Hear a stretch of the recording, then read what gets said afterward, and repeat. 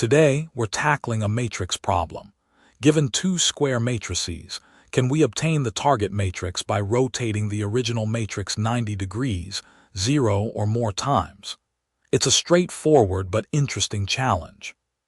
The problem provides us with two n by n binary matrices, mat and target. Our task is to return true if mat can become target after any number of 90-degree clockwise rotations. If it's never possible, we return false.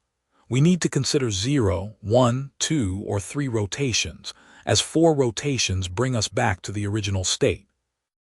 A brute force approach would involve generating all 4 possible rotations of the mat matrix and comparing each rotated version with the target matrix. For each rotation, we iterate through all elements to create the new matrix, then iterate again to compare. This means we're doing a full matrix copy and full matrix comparison up to 4 times. While conceptually simple, creating new matrices repeatedly can be inefficient if n is very large, although for the constraints here, it's often acceptable. This approach would be O of n squared for each rotation and comparison, repeated 4 times, leading to an overall time complexity of O of n squared and space complexity of O of n squared for the new matrices. The key insight here is that we only need to perform at most 3 rotations. After 4 rotations, the matrix returns to its original state, so we can iterate 4 times. In each iteration, we first check if the current mat is equal to target. If it is, we immediately return true. If not, we perform a 90-degree clockwise rotation on mat. The rotation itself involves creating a new matrix of the same dimensions.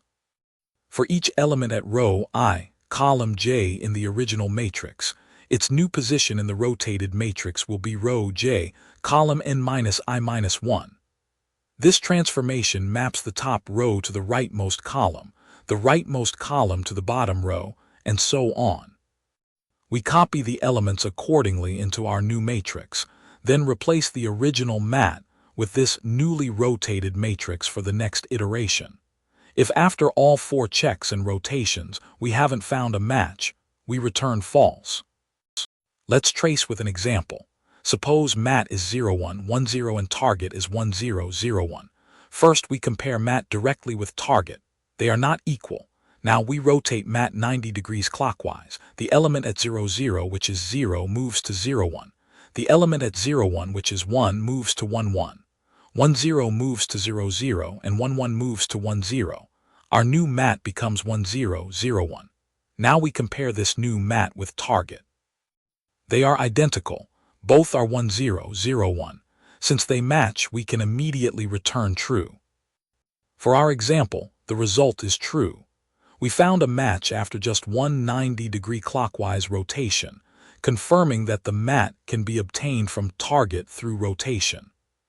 You'll spot this pattern when dealing with matrix transformations where the order of elements changes predictably, like rotations or reflections.